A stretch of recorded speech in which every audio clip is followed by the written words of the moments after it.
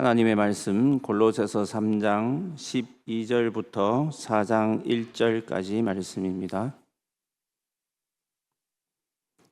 골로새서 3장 12절부터 4장 1절까지 한 절씩 교독하시겠습니다. 그러므로 너희는 하나님이 택하사 거룩하고 사랑받는 자처럼 긍휼과 자비와 겸손과 온유와 오래 참음을 옷 입고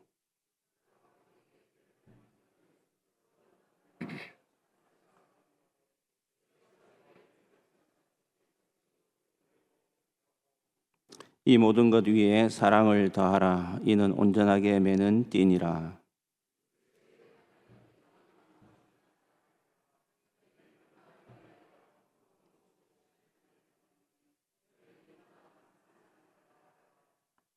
그리스도의 말씀이 너희 속에 풍성히 거하여 모든 지혜로 피차 가르치며 권면하고 시와 찬송과 신령한 노래를 부르며 감사하는 마음으로 하나님을 찬양하고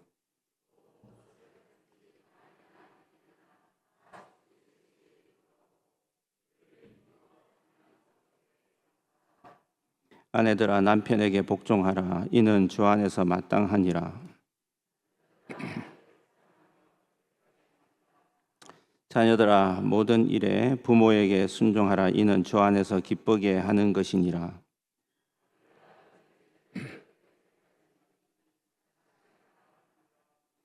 종들아 모든 일에 육신의 상전들에게 순종하되 사람을 기쁘게 하는 자와 같이 눈가림만 하지 말고 오직 주를 두려워하여 성실한 마음으로 하라.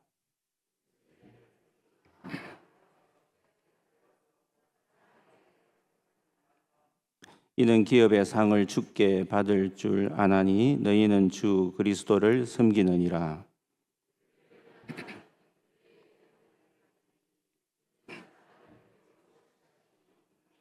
함께 읽습니다. 상전들아 의와 공평을 종들에게 베풀지니 너희에게도 하늘의 상전이 계심을 알지어다. 아멘. 오늘 설교 제목 같이 한번 읽겠습니다. 새 사람으로서의 삶. 새 사람.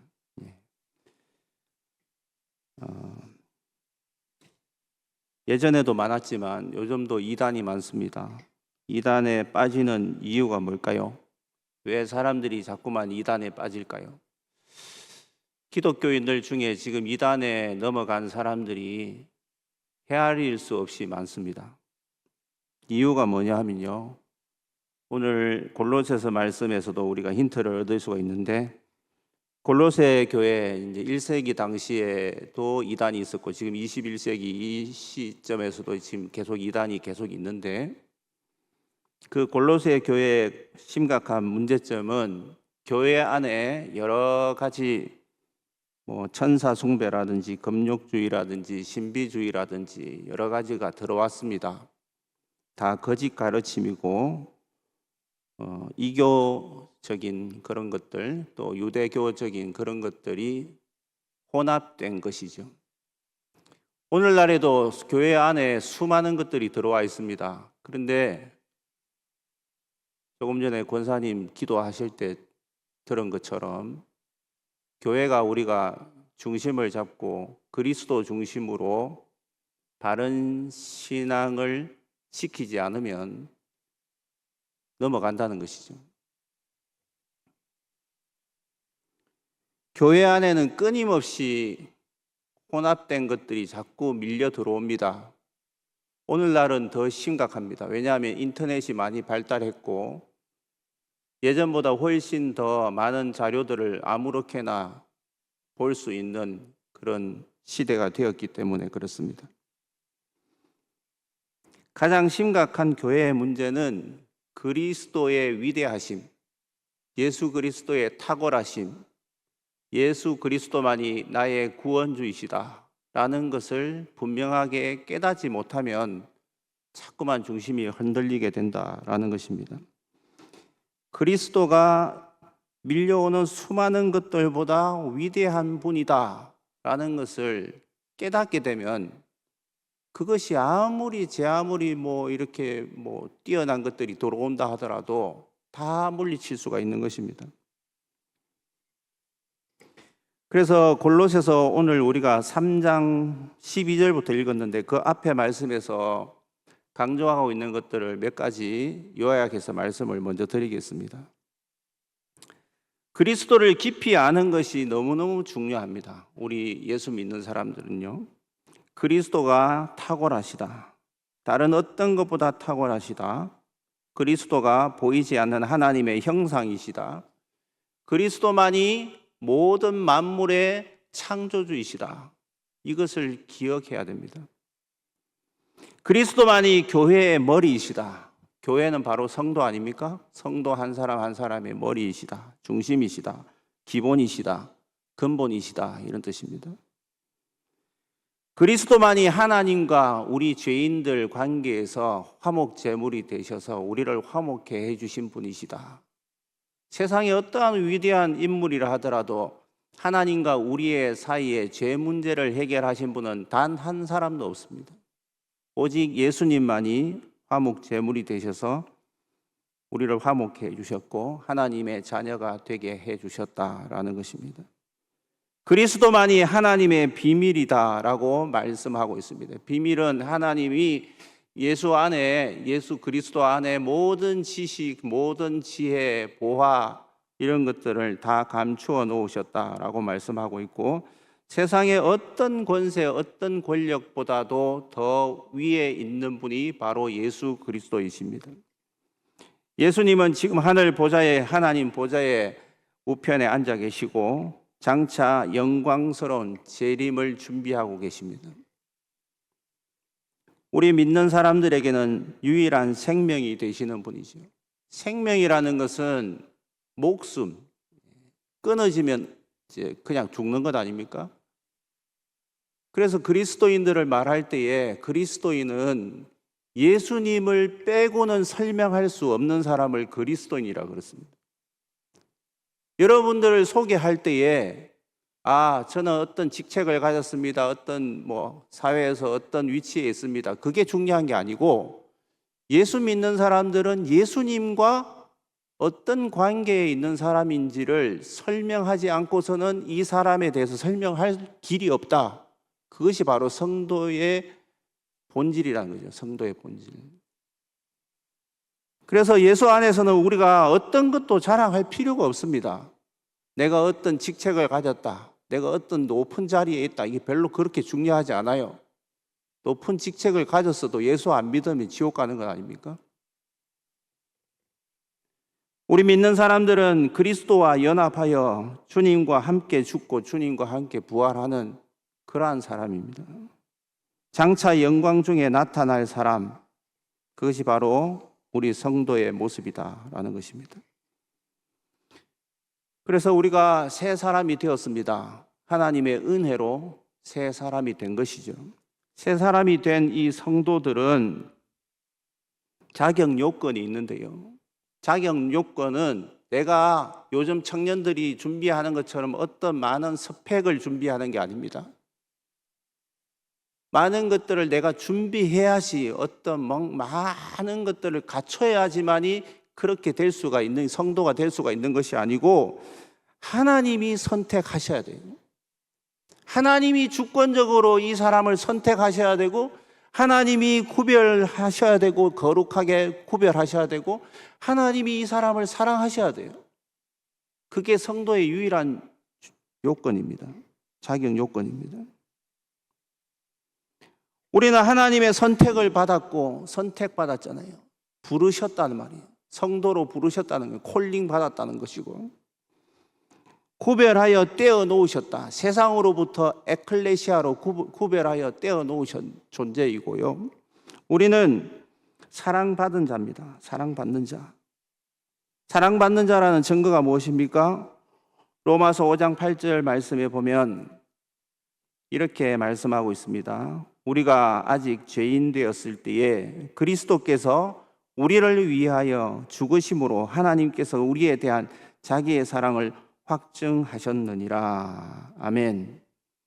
우리가 죄인인데 우리가 비참한 죄인 아닙니까? 다 하나님 앞에 보잘것없고 무지하고 뭐 잘난 척 하더라도 하나님 보실 때는 다 똑같습니다. 다 무지하고 죄인인데 죄 문제가 해결되지 않고서는 하나님 앞에 갈 수 없는 존재입니다. 천국 갈 수 없습니다. 그런데 예수 그리스도께서 우리를 위하여 죽으심으로 하나님께서 우리를 사랑하신다라는 것을 십자가의 그 주님의 사랑, 주님의 그 십자가 사랑을 통하여서 우리에게 다 보여주셨다는 것입니다. 우리는 아무런 자격이 없습니다. 어떤 구원받을 수 있는 어떤 요건을 갖춘 게 아닙니다. 그런데 하나님의 일방적인 사랑, 일방적인 선택으로 우리가 새 사람이 되었으니 이제 새 사람 된 사람은요, 예전처럼 살면 안 된다는 겁니다. 분명히 말씀드리지만 이런 것들을 하지 않으면 구원 안 받습니다. 천국 못 갑니다. 라고 말하는 게 아닙니다, 여러분. 잘 들으십시오. 그런 이단들이 많아요. 예수님처럼 사세요. 안 그러면 지옥 갑니다. 이단이죠. 그렇게 전하면 이단입니다. 잘못된 거예요. 행함을 강조하는 것 아닙니까? 행함으로 구원받습니까? 아닙니다. 우리는 이런 거 많은 것을 하고 또 헌금을 하고 하나님 명령대로 따라 지킨다고 해서 구원받는 게 아니에요. 잘 들으십시오. 구원받은 백성은 하나님의 자녀답게 그렇게 살아가는 모양, 그런 모습으로 성화되어 간다는 것이 우리 개혁주의 신앙이고요, 성경이 말씀하고 있는 진리입니다. 아멘입니까? 성경 말씀을 우리가 정확하게 제대로 안 들으시고 설교를 제대로 귀 기울여서 제대로 안 들으면요, 낚여간다니까요. 얼마나 유혹이 심한지 모릅니다. 교묘하게 끌고 간다니까요.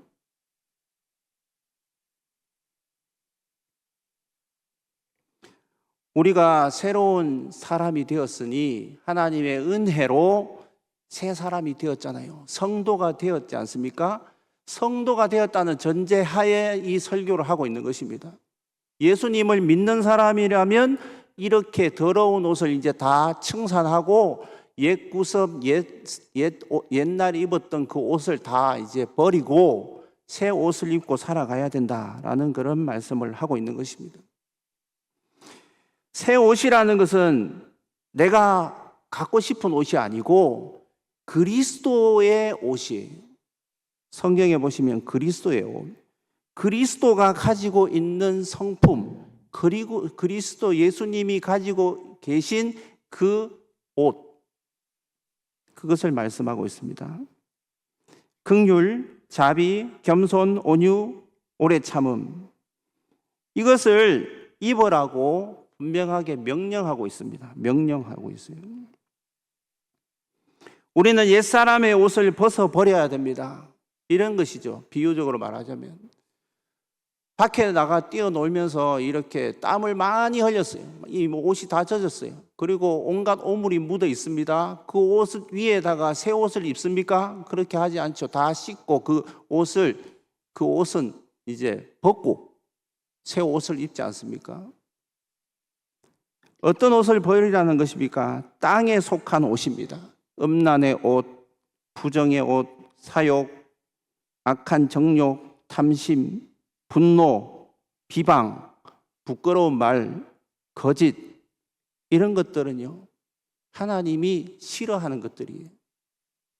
이제 성도가 되었으니 그리스도인이라고 하면서도 자꾸 죄를 짓고 땅에 속한 그러한 더러운 옷, 옛 습관을 따르는 그 옷을 이제 더 입지 마라. 새로운 옷을 너희에게 입힐 테니 그리스도의 옷을 입고 살아가라. 이렇게 지금 말씀하고 있는 것이죠. 10절 말씀에 보시면 새 사람을 입었으니, 내가 입고 싶다고 내가 내 주도적으로 입습니까? 아니죠. 하나님께서 나에게 은혜로 새 옷을 입혀 새 사람이 되도록 해주신 겁니다. 은혜로. 전적으로 하나님의 주권이고 하나님의 은혜로 우리가 성도가 된 것이죠. 그렇다면 성도가 된 사람은 그리스도의 옷을 입는다 이 말이에요. 그리스도의 옷은 주님의 옷입니다. 주님의 모습입니다. 긍휼은 타인의 아픔을 보고 이렇게 지나치는 게 아니에요. 긍휼이라는 것은 타인의 아픔을 보고 우리 성도들의 아픔을 보고 그냥 이렇게 방관하는 것이 아니라 관심을 갖는 것입니다. 자비라는 것은요, 타인의 허물을 이해하는 거예요. 품는 겁니다. 품는 거예요. 겸손이라는 것은 그 전제가, 겸손이라는 이 단어를 설명할 때에 우리가 피조물이라는 것을 잊으면 안 됩니다.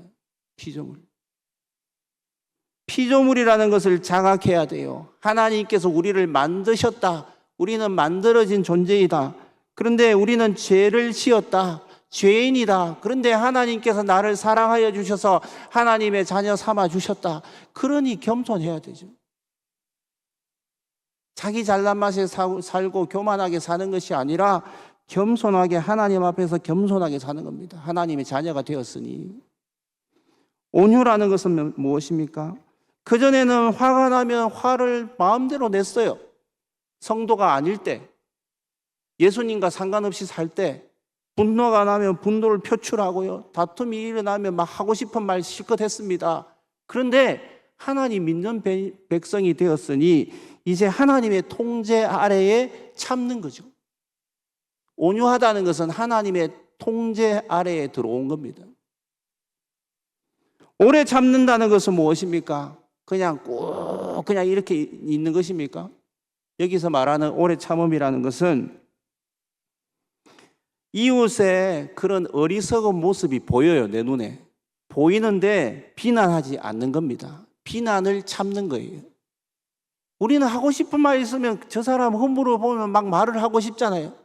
그거 안 하는 겁니다. 오래 참는 거예요. 이웃이 나에게 악행을 저질러요.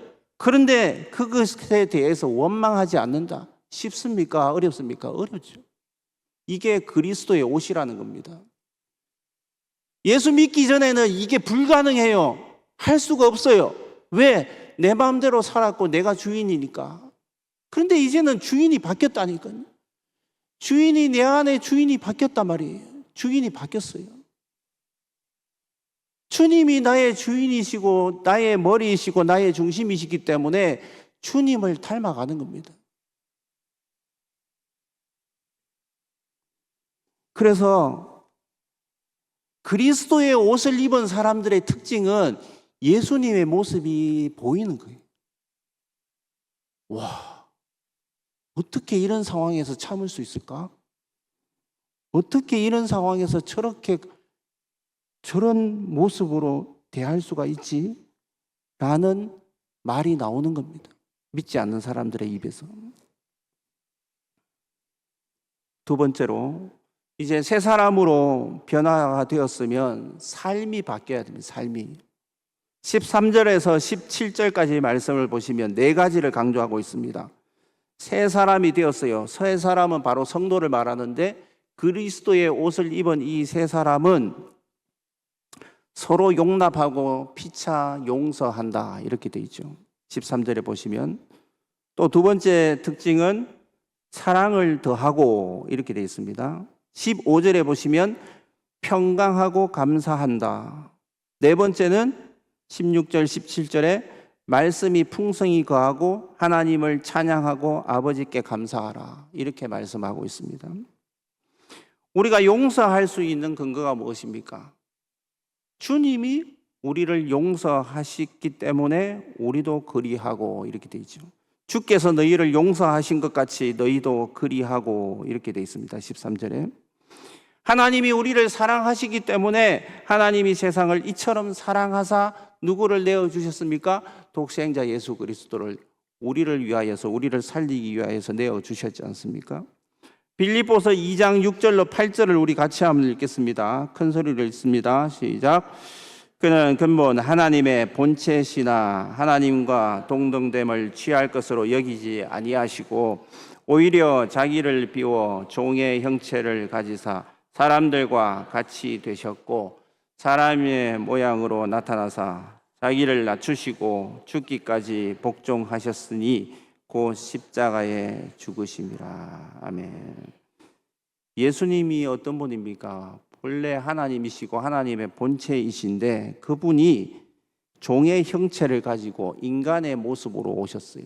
인간의 허물 많고 죄 많고 더럽고 추악한 인간의 모습으로 오셨다는 겁니다. 그것만 해도 감사한데 자기를 낮추시고 십자가에 죽기까지 죄인을 살리기 위해서 희생하셨다, 죽으셨다라는 것입니다. 사람의 모양으로 오셨다는 것은 빈민촌, 난민촌, 나사렛 동네 오신 거죠. 아무도 그들도 보지 않는 그 지역, 그런 곳에 오셨다 이 말이에요. 가장 낮은 자리에 오신 겁니다. 거기서 사신 거예요. 우리가 성도로서 우리는 용서할 수 있을까요? 없을까요? 대답하셔야 됩니다. 용서할 수 있습니까? 없습니까? 없습니까? 성도가 아니면 용서가 불가능해요. 그런데 근거가 있지 않습니까? 주님이 나를 이렇게 사랑하시고 이를 용서해 주셨다고요. 우리의 죄를 대신 죽어주심으로 우리의 죄를 다 씻어주시고 용서해 주셨다. 그렇다면 우리도 용서할 수 있죠. 문제는 그겁니다. 예수님을 보느냐 안 보느냐 그거 차이예요. 하루를 살 때에 예수님을 생각하느냐 예수님을 바라보느냐 아니면 바라보지 않고 내 생각대로 그냥 모든 것을 결정하느냐 그거 차이입니다. 내 감정대로 그냥 내뱉느냐 아니면 주님을 생각하느냐. 나를 구원하여 주신 나를 용서해 주신 예수님을 생각하느냐. 그게 성도의 모습이죠. 결정적인 순간에 차이가 나야 됩니다. 예수 안 믿는 사람과 예수 믿는 사람은 완전히 달라요. 결정적인 순간에 다르다 이 말이에요. 용서할 수 있는 상황에 다 용서한다면 그건 누구나 할 수 있습니다. 용서할 수 없는 상황에서도 용서하는 거예요. 예수 믿는 사람은. 주님이 그렇게 하셨기 때문에. 주님이 아니라면 우리는 사실 존재할 수 없는 것 아닙니까? 우리는 하나님의 자녀로 살아갈 수 없는 겁니다. 용서는 무엇입니까? 용납은 서로의 허물을 덮어주는 것이고 용서는 하나님께로부터 받은 그 은혜를 흘려보내는 것입니다. 우리 한번 따라합니다. 값없이 받은 은혜를 흘려보내는 것입니다. 흘려보내요. 주님을 생각해야 됩니다. 주님이 나에게 어떻게 하셨는가? 주님이 나를 위하여서 어떻게 하셨는가? 나를 용서해 주셨는데. 용서라는 것은 하나님의 일입니다. 하나님의 일이에요. 예수 믿는 사람으로서 당연히 해야 될 하나님의 일이라고요.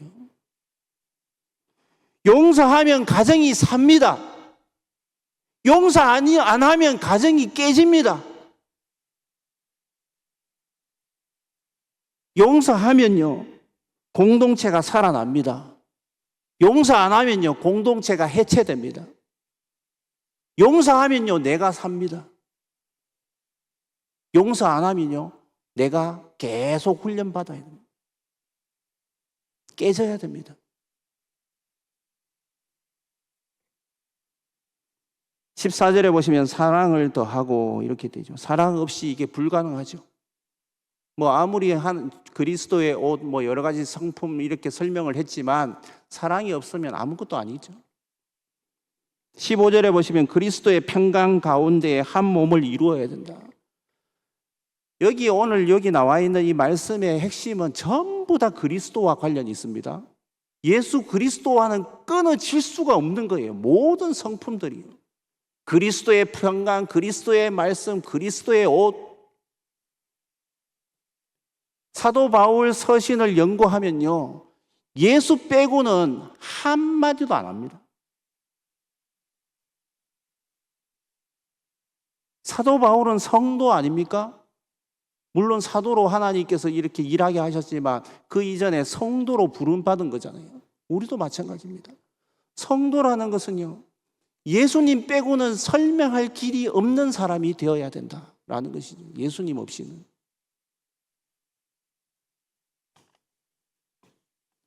(16절에) 보시면 그리스도의 말씀이 풍성히 거하여. 그리스도의 말씀이 무엇입니까? 예수 생명, 복음 아닙니까? 복음.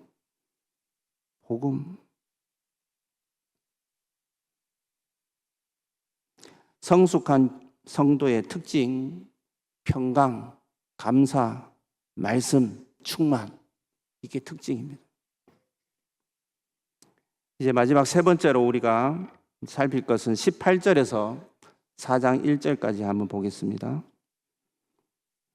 주 안에서 어떻게 관계가 세워지는가, 이런 내용입니다. 어떻게 하면 인간 관계를 세울 것인가. 처음부터 지금 강조하고 있는 강조점은 예수 그리스도입니다. 예수 그리스도를 중심으로 내가 회복이 되고 살게 되면 관계가 회복이 된다, 그런 말씀이에요. 관계가 회복이 된다. 첫 번째, 가정의 아내와 남편에 대해서 말씀하고 있는데요. 아내는 남편에게 복종하라 돼 있고 남편은 아내를 사랑하라고 돼 있죠. 두 번째 관계는 자녀와 부모와의 관계입니다. 자녀는 부모에게 순종하고 부모는 자녀를 존중해야 된다.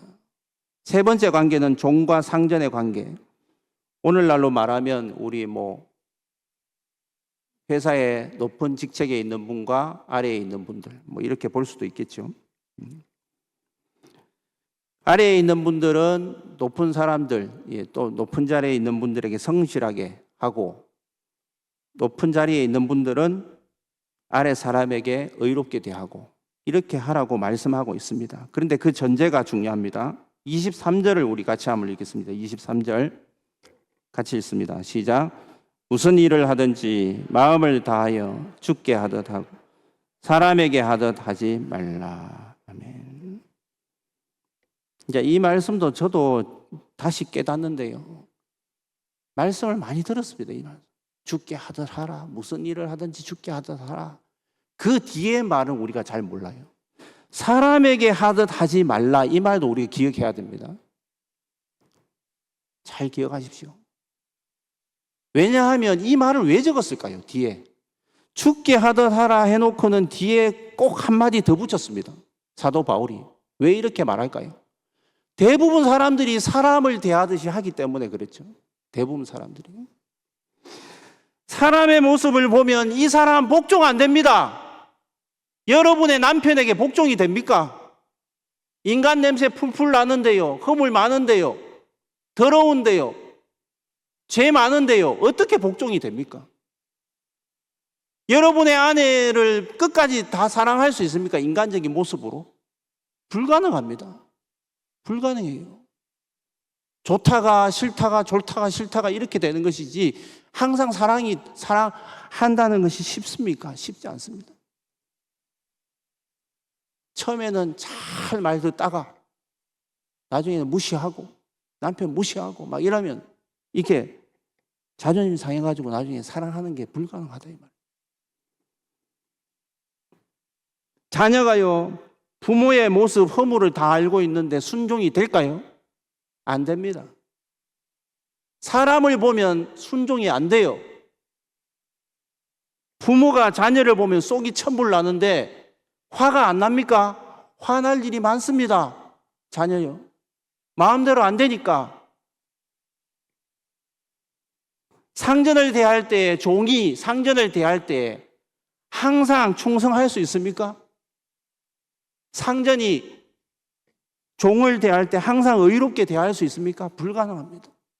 왜 그럴까요? 죄인이라서 그렇습니다. 본인도 죄인이고 상대방도 죄인이고 다 허물 많고 욕하고 더러운 모습들이 다 있기 때문에 불가능하다. 그런데 주님께서 사도 바울을 통하여서 하신 말씀이 뭡니까? 무슨 일을 하든지 마음을 다하여 누구를 대하듯이 하라고요? 예수님 대하듯이 하라고요. 이 예수님은 어떤 예수님입니까? 앞에서 말씀 설명드렸던 그 예수님이에요. 이 앞에 말씀 골로새서 1장부터 계속 사도 바울이 설명해 왔던 그 예수님을 말하고 있습니다. 그 예수님은 어떤 예수님일까요? 위대하시고 탁월하시고 하나님의 형상 그 자체이시고 하나님의 본체이시고 교회의 머리가 되시고 만물의 창조주가 되시고 하나님의 비밀이시고 모든 지혜와 모든 지식의 근원이 되시고 우리의 구원주가 되시고 생명이신 그 예수님을 대하듯이 하라. 아멘입니까? 우리의 생각으로는 쉽지 않습니다. 우리의 생각을 접어야 돼요.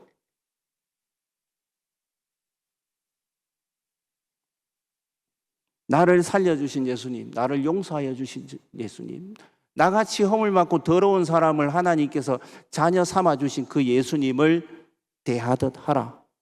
자녀를 대할 때 속이 천불 나도요, 예수님 대하듯이 하라. 아멘입니까? 아내를 대할 때 예수님처럼 하라고요. 남편 대할 때 누구 대하듯이 하라고요? 예수님처럼 대하라고. 그 말씀을 지금 하고 있습니다. 내 머리, 내 이성, 내 판단, 내 생각으로는 불가능하죠. 그러나 예수 사랑을 입은 사람, 예수님의 용서함을 입은 사람은 그렇게 해야 된다라고 지금 사도 바울을 통하여서 우리에게 말씀하시고 가르쳐주고 계시다라는 것입니다.